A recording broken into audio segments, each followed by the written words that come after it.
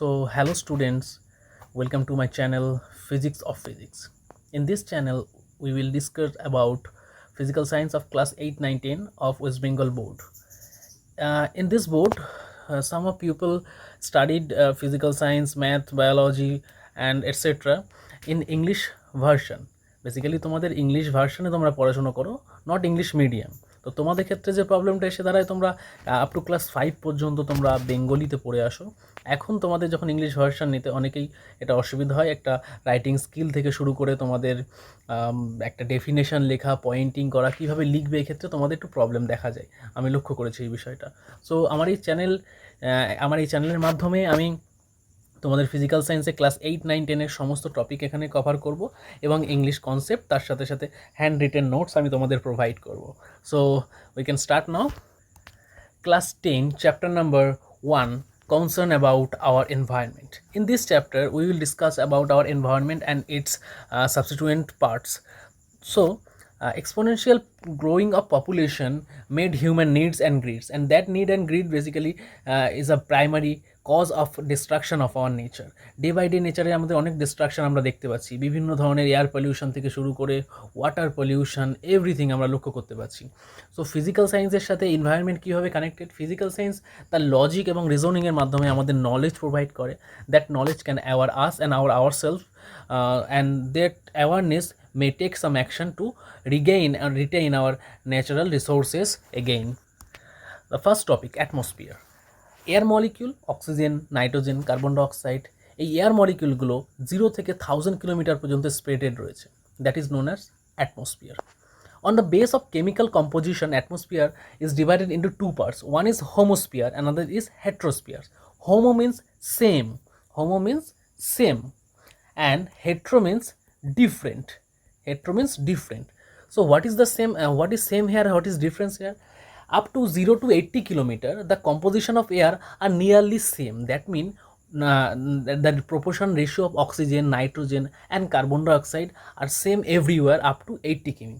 এর মানে কি বোঝায়? যদি সি লেভেল থেকে 80 কিমি পর্যন্ত উপরে আমি যাই, আমি দেখবো এইটুখানি রিজিয়নের মধ্যে অল্প কিউবিক ভলিউমের এরিয়াও যদি কিউবিক ভলিউম যদি আমি এখানে কনসিডার করি, প্রত্যেকটা জায়গায় অক্সিজেন, কার্বন ডাইঅক্সাইড, নাইট্রোজেন, আরও আদার্স যে গ্যাসেসগুলো রয়েছে তাদের প্রপোর্শন সেম, প্রত্যেকটা জায়গায় সেম প্রপোর্শনে তারা রয়েছে। কোথাও বেশি পরিমাণে অক্সিজেন, কোথাও কম পরিমাণে অক্সিজেন, এরকম নেই। বাট অ্যাভভ 80 কিমি the atmospheric level show some different characteristics. Like সেখানে গেলে আমরা দেখতে পাবো যে অ্যাভভ 80 কিলোমিটার সেখানে কিন্তু এক একটা লেয়ারে এক এক ধরনের গ্যাস মলিকুল প্রেজেন্ট রয়েছে। তো এটাকে বলা হয় হেট্রোস্ফিয়ার। নাও বেসড অন অল্টিটিউড, আগেরবার আমরা দেখলাম কেমিক্যাল কম্পোজিশনের উপর ডিপেন্ড করে কীভাবে দুটো লেয়ারে ডিভাইড করেছি আমরা, homosphere and heterosphere. But now based on altitude, হাইটের সাথে সাথে কীভাবে কোনো অ্যাটমসফিয়ারে চেঞ্জ হচ্ছে। So depending on the altitude, the first layer is known as troposphere, and the second one is stratosphere, third one is mesosphere, fourth one is thermosphere, and the last one is exosphere. There is also magnetosphere. I will discuss it later. So what is the special characteristics of troposphere? You can see here I write it spread nearly 16 to 18 kilometer from the sea level, and its lowest temperature is minus 56 degree Celsius. তো এখানে কিছু characteristics আছে যেটা আমি একটু পরেই discuss করব। তারপরে আমরা দেখছি stratosphere. It is spreaded like 40 to 45 km away from the sea level, and its lowest temperature is 0 degree Celsius. Oh, and mesosphere, lowest temperature is minus 92 degree Celsius, and it's spreaded like 80 to 85 km away from the sea level. And the thermosphere, its highest temperature is 1200 degree Celsius, and it's spreaded like 500 km away from the sea level. So এখানে প্রত্যেকটা স্ফিয়ারের মধ্যে কিছু কিছু characteristics আমরা দেখতে পাচ্ছি, কোথাও temperature কম, কোথাও বেশি। সো ট্রোপোস্ফিয়ারে টেম্পারেচার কমে গেল, কোথায় স্ট্র্যাটোস্ফিয়ারে আবার বেড়ে গেল, মেসোস্ফিয়ারে গিয়ে এগেইন টেম্পারেচার কমে গেল, থার্মোস্ফিয়ারে গিয়ে আবার বেড়ে গেল। সো এটা নিয়ে আমরা ডিসকাস করছি। তার আগে আমরা দেখি যে ট্রোপোস্ফিয়ারকে কী বলা হয়, টার্বুলেন্ট স্ফিয়ার, স্ট্র্যাটোস্ফিয়ারকে বলা হয় কোয়াইটেস্ট স্ফিয়ার, অ্যান্ড মেসোস্ফিয়ারকে বলা হয় কোল্ডেস্ট স্ফিয়ার। সো এর যদি বিস্তার আলোচনায় আমরা যাই, আমরা এখান থেকে কি বলতে পারি, ট্রোপোস্ফিয়ারে কিছু কি পয়েন্টস, কি পয়েন্টস আছে। ফার্স্ট কি পয়েন্ট হিসেবে আমরা বলতে পারি troposphere is the lowest sphere, correct. সব থেকে নিচের স্ফিয়ার এটা। আমার সাথে সাথে কিন্তু তোমরাও নোট করবে, আমি যে লেখাগুলো লিখেছি সেই নোটটা তো আমি তোমাদের প্রোভাইড করবো টেলিগ্রামের মাধ্যমে, কিন্তু তার সাথে সাথে আমি যেগুলো এখন লিখছি তোমরা কিন্তু এগুলোকে পয়েন্ট করবে, কারণ সেটা তোমাদের কিন্তু খুবই হেল্পফুল হবে তোমাদের জন্য। সো নেক্সট ট্রোপোস্ফিয়ারে আরেকটা ক্যারেক্টারিস্টিক্স যদি আমি বলি, দ্যাট ইজ ট্রোপোস্ফিয়ারে আমরা দেখতে পেলাম যে সব থেকে লোয়েস্ট টেম্পারেচার কত, -56°C। তো এটা কোথা থেকে আসলো? বেসিক্যালি যদি আমরা ট্রোপোস্ফিয়ারে প্রত্যেক 1 কিমি উপরে যাই, টেম্পারেচার 6.5 ডিগ্রি রেটে ডিক্রিজ করে। So temperature drop 6.5°C per কিমি। That means if we go 1 কিমি height in troposphere, then the temperature dropped by 6.5°C. So তুমি যদি ক্যালকুলেশন করে একদম একটা ব্রিফ ক্যালকুলেশন দেখতে পারবে, 16 to 18 কিলোমিটার উপরে যখন তুমি যাবে টেম্পারেচার কমে গিয়ে 56°C এসে দাঁড়াবে। ওকে, and we also observe that troposphere is also known as turbulent sphere. Turbulent sphere. Why so? Why so? Because raining, storm, and convection current, this all phenomena occurs in troposphere. That's why troposphere is known as turbulent sphere. But in case of stratosphere, there is no convection current, there is no storm, there is no raining. That's why stratosphere is known as quietest sphere. So stratosphere কি কি characteristics আছে? স্ট্র্যাটোস্ফিয়ারের ভিতরেই কিন্তু একটা নতুন sphere situated রয়েছে যার নাম হচ্ছে ozonosphere. So it consist ozonosphere,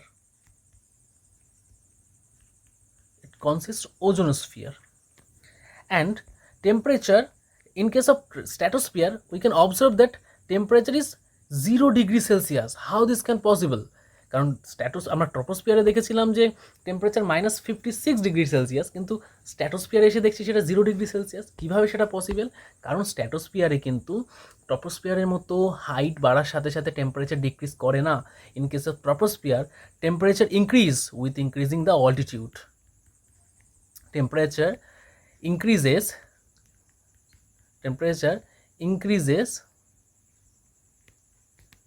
with increasing altitude. So temperature increase করতে করতে সব থেকে হাইয়েস্ট টেম্পারেচার যেটা এসে দাঁড়ায় সেটা কত, 0°C। এখানে 0°C আগে দেখতে পাবে একটা এরকম চিহ্ন দেওয়া আছে, এটা কিন্তু নেগেটিভ নয়, এটা নিয়ারলি সেম সাইন দেওয়া রয়েছে। So third point is, this is known as quietest sphere. Why so? I just earlier discussed with you that there is no storm, there is no raining, and also there is no convection current.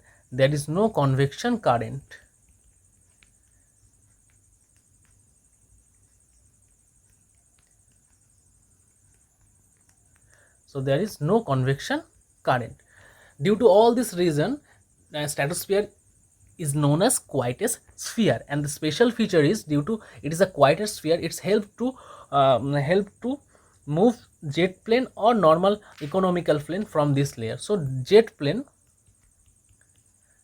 planes are moving from this layer. So আমরা বললাম যে ট্রপোস্ফিয়ারের মধ্যে ozonosphere থাকে। So what is ozonosphere? Basically এটি O3 gas দিয়ে তৈরি একটা layer, যেটা nearly 20 to 30 kilometer away from our sea level situated, and it protect us from the UV ray which is coming from the sun. It absorb the UV ray and protect us. And the next sphere is mesosphere. What is the speciality of mesosphere? Mesosphere is the coldest sphere in our atmosphere. এর থেকে ঠান্ডা sphere আর নেই। আমরা দেখেছিলাম যে মেসোস্ফিয়ারের lowest temperature কত, -92°C। That mean আমরা এখান থেকে এই জিনিসটা ক্লিয়ারলি একটা কনক্লুশনে আসতে পারি যে মেসোস্ফিয়ারে কিন্তু হাইট ইনক্রিজের সাথে সাথে টেম্পারেচার ডিক্রিজ করে। কারণ যেটা ট্রোপোস্ফিয়ারে আমরা যেটা দেখলাম স্ট্র্যাটোস্ফিয়ারে 0°C ছিল, সেটা কিন্তু মেসোস্ফিয়ারে গেলে আস্তে আস্তে -92°C হয়ে গেছে, তার মানে টেম্পারেচার ডিক্রিজ করেছে। সো আমরা এখানে কি বলতে পারি, in case of mesosphere due to increasing of height temperature will decrease. এবং টেম্পারেচার কতটা এসে দাঁড়াবে, টেম্পারেচারটা এসে দাঁড়াবে -92°C। So it is known as the coldest sphere of our atmosphere. And the fourth one is thermosphere. What is the specialty about thermosphere? থার্মোস্ফিয়ারের temperature, all over temperature remain constant, প্রায় constant. 2-1 degree হেরফের হয়, কিন্তু প্রায় টেম্পারেচারটা constant. So in this layer temperature remain constant, and it is nearly, and this constant temperature is nearly 1200°C. That is high enough, really high enough. In this layer we can observe the northern lights. Northern light means aurora borealis and aurora australis. So কেন এখানে আরোরা বোরিওলিস, আরোরা অস্ট্রালসিস আমরা দেখতে পাই, তার রিজনটা যদি আমরা একবার লক্ষ্য করি, সেখানে আমরা দেখতে পাবো যে এখানে থার্মোস্ফিয়ারের টেম্পারেচার এত বেশি যে পার্টিকেলগুলো এখানে সব আয়োনাইজ স্টেটে থাকে। সেই আয়োনাইজ পার্টিকেলের সাথে কসমিক রের বিভিন্ন ইন্টারাকশানের ফলে কিন্তু আমরা এখানে নর্দার্ন লাইটস অবজার্ভ করতে পারি। আমি তোমাদের নোট প্রোভাইড করব, এখানে লেখায় হয়তো ভুল ত্রুটি থাকলেও সেই প্রোভাইডেড নোটটা কিন্তু তোমরা ভালো করে ফলো করবে এবং সেখান থেকে নিজেরা তোমরা কিন্তু নোট বানাবে, এবং সেখানে দেখবে খুব সুন্দর করে সবটা সাজিয়ে গুছিয়ে লেখা রয়েছে। সো আমরা থার্মোস্ফিয়ারে কী কী স্পেশালিটি দেখতে পেলাম, যে এখানে নাকি না নর্দার্ন লাইটস এখানে দেখা যায়, that aurora or northern lights can observe from this layer. তো এটাকে আমরা কমপ্লিট করি সেন্টেন্সটাকে, northern light can observed in this layer, এই থার্মোস্ফিয়ারের মধ্যে আমি বললাম due to the high temperature particles are become ionised state. So this ionised particle make another kind of sphere that is known as ionosphere. Ionosphere is a very high temperature and particle are in ionized state. The next one is exosphere. It is the outermost sphere of our atmosphere. In this sphere আমরা দেখতে পারবো যে এই ইয়ারটা প্রথম কথা সব থেকে outermost sphere, আমরা লিখে ফেলি, দিস ইজ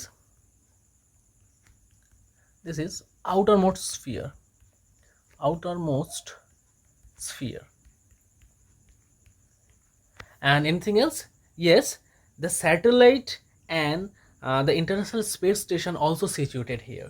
সো আমরা যে স্যাটেলাইট, আর্টিফিশিয়াল স্যাটেলাইটগুলো আমরা পাঠাই, সেই স্যাটেলাইটগুলো কিন্তু এই লেয়ারের মধ্যেই মুভ করে। So artificial satellites moves from this layer,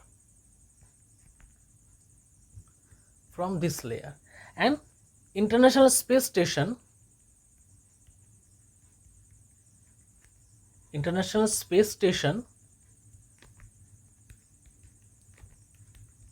which is known as ISS situated in this layer. And the last is magnetosphere. Magnetosphere is the vastly expanded sphere for Earth atmosphere. এটা কিন্তু একদম আর্থের atmosphere যেখানে শেষ হচ্ছে 1000 কিমি তত দূর পর্যন্ত কিন্তু এটা স্প্রেডেড। তো আমরা বলতে পারি এটা আমাদের একদম এন্ড পর্যন্ত স্প্রেডেড রয়েছে। এর স্পেশাল ক্যারেক্টারিস্টিক্স কি, এখানে কিন্তু ভ্যান অ্যালেন রেডিয়েশন বেল্ট এখানে দেখা যায়। So first one is it spreaded up to end of our atmosphere, and the next one is Van Allen radiation belt. It is one kind of radiation where the interaction of cosmic ray and earth magnetic field takes place. So this radiation belt can be observed in this layer. Radiation belt can be observed in this layer. Okay, so a short overview, আমরা দেখলাম যে আর্থের ক্ষেত্রে আমরা মোটামুটি 6টা লেয়ারে দেখতে পেলাম: troposphere, stratosphere, mesosphere, thermosphere, exosphere and magnetosphere. তো বিভিন্ন স্পেয়ারের কিন্তু স্পেশাল ক্যারেক্টারিস্টিক্সগুলো আমরা দেখলাম। আমাদের এক্সামে কিন্তু বিশেষ এদের হাইট কত এগুলো আসবে না, আমাদের কিন্তু এর ক্যারেক্টারিস্টিক্স আসবে। কাকে টার্বুলেন্ট স্পেয়ার বলে, কেন বলে, কাকে কোয়াইটেস্ট স্পেয়ার বলে, কেন বলে, কার টেম্পারেচার কত, লোয়েস্ট টেম্পারেচার কোন স্টেটে সব থেকে দেখা যায়, তো ওকে, কোথায় ভ্যান অ্যালেন রেডিয়েশন বেল্ট দেখা যায়, কোথায় নর্দার্ন লাইটস দেখা যায়, এগুলো খুব ইম্পর্টেন্ট আমাদের এক্সাম পয়েন্ট অফ ভিউ থেকে। তো নেক্সট টপিক যদি আমরা যাই, ওজোনোস্ফিয়ার। আমরা দেখেছিলাম যে স্ট্র্যাটোস্ফিয়ারের মধ্যে একটা স্মলেস্ট পার্ট হচ্ছে ozonosphere. This is basically consist of O3 gas. It is a thick layer of O3 gas which helps to absorb the UV ray and protect our Earth atmosphere. So its density of ozone gas measured in Dobson unit, and that is in shorthand notation we can write it as DU. Its density also measured in DU unit. And how this ozone layer created? Basically, our atmospheric oxygen O2 reacts with ultraviolet ray, UV ray, and ultraviolet ray, UV ray, and this will produce oxygen molecule or nascent oxygen. This nascent oxygen means it is totally reactive oxygen atom, and this nascent oxygen again react with oxygen molecule. That means O2 sorry, O2 again react with oxygen molecule and it again produce O3. That mean ozone. So ozone gas is created by oxygen gas, but due to a special process. Okay, so now what is the use of this ozonosphere? It is also I recently said this, it absorb the UV ray and protect our Earth atmosphere. And there is some shorthand notes about the UV ray. The full form is of UV ray is ultraviolet ray that coming from the sun. Its uses is it basically help to kill bacteria and virus from water and other kind of food, and also it used to test fertilize or unfertilized egg. বিভিন্ন process আছে যেখানে এগের উপরে UV রে ফেলে সেটা fertilise নাকি আনফার্টিলাইজ সেটা test করার চেষ্টা করা হয়, এগ ফার্ম যেখানে থাকে সেই জায়গায় আর কি। আর এর অ্যাডভার্স এফেক্ট মিন ক্ষতিকারক প্রভাব।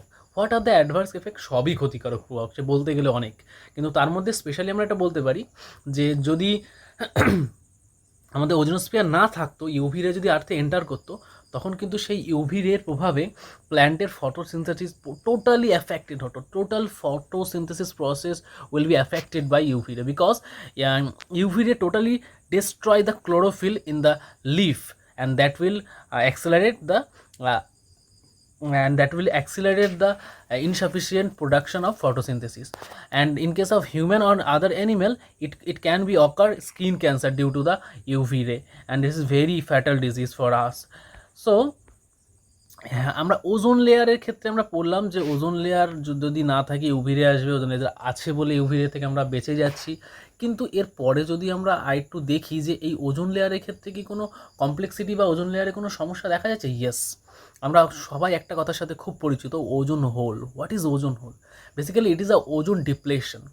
Ozone depletion means by some natural or human unthoughtful activities that accelerate the process of decomposition of ozone over the synthesis process.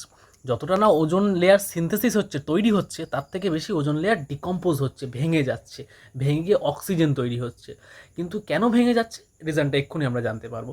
এই ভেঙে যাওয়ার ফলে আমরা দেখতে পাচ্ছি যে একটা সিগনিফিক্যান্ট অ্যামাউন্টের O3 গ্যাস ভেঙে গিয়ে একদম ওজোন গ্যাসের এক লেয়ারটা অত্যন্ত লো ডেন্সড হয়ে যাচ্ছে, এবং that is known as ozone whole.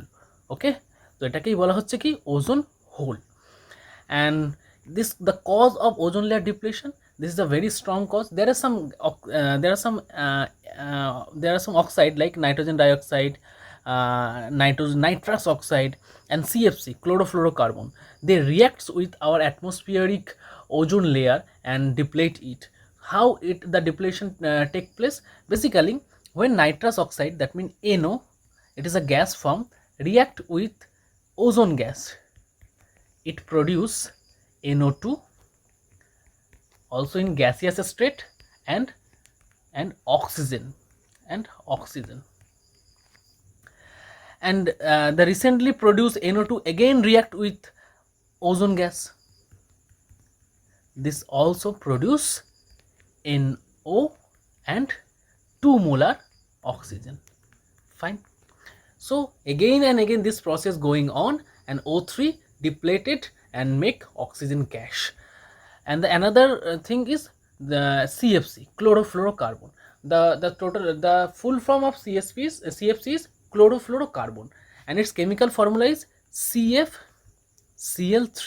এই CFCl3 যখন UV রে সাথে রিঅ্যাকশন করে, it react with UV ray and produce nascent chlorine and CFCl2. Nascent chlorine means it is very much active. Nascent, it is very much active chlorine, and this active chlorine accelerate the ozone depletion by reacting with O3. It produce ClO. This is also a active gas. And O2, oxygen gas. This active ClO, chlorine oxide, again react with ozone and produce chlorine and oxygen as a product. So আমরা দেখলাম কিছু gas আছে যারা ozone layer depression করছে। তাহলে আমাদের মাথায় সাথে সাথে কার্বন ডাইঅক্সাইডের কথা আসে, কারণ সেই আর কি বেশিরভাগ ক্ষেত্রেই কার্বন ডাইঅক্সাইড হচ্ছে সবথেকে হার্মফুল অ্যান্ড সবথেকে মোস্ট হ্যাজার্ডাস গ্যাস আর কি। সো কার্বন ডাইঅক্সাইডের নাম আমাদের মনে আসাটাই স্বাভাবিক, কিন্তু ইন দিস কেস কার্বন ডাইঅক্সাইডকে কিন্তু আমরা বলতে পারি না। তার কারণ কি, কার্বন ডাইঅক্সাইড কিন্তু একটা গ্রিন হাউস গ্যাস, এর কিন্তু ওজোন লেয়ার ডিপ্রেশনে কোনো কন্ট্রিবিউশন নেই। তো নেক্সট আমরা এই ওজোন লেয়ার যেটা আছে সেটা ইম্পর্টেন্স কি, ওজোন লেয়ারের ইম্পর্টেন্স বলতে গেলে সেই আবার একই কথা ঘুরিয়ে ফিরিয়ে আমাদের বলতে হবে, ইট অ্যাবজর্ব দ্য ইউভি রে,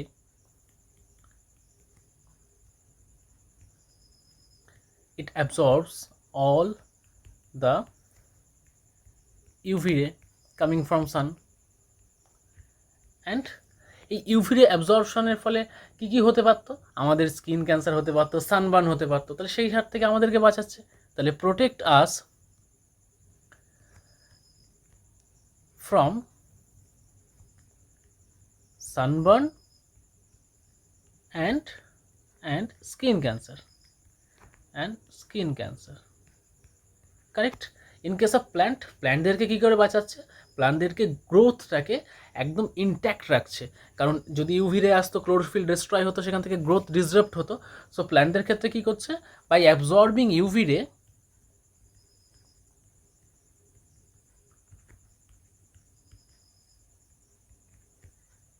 it helps to their photosynthesis, it helps to plants photosynthesis, it helps plants to their photosynthesis.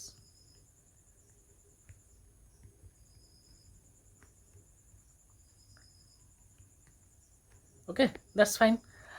So আমরা ইউভি রে এবং ওজোনোস্ফিয়ারের কনসেপ্ট একটু জানতে পারলাম।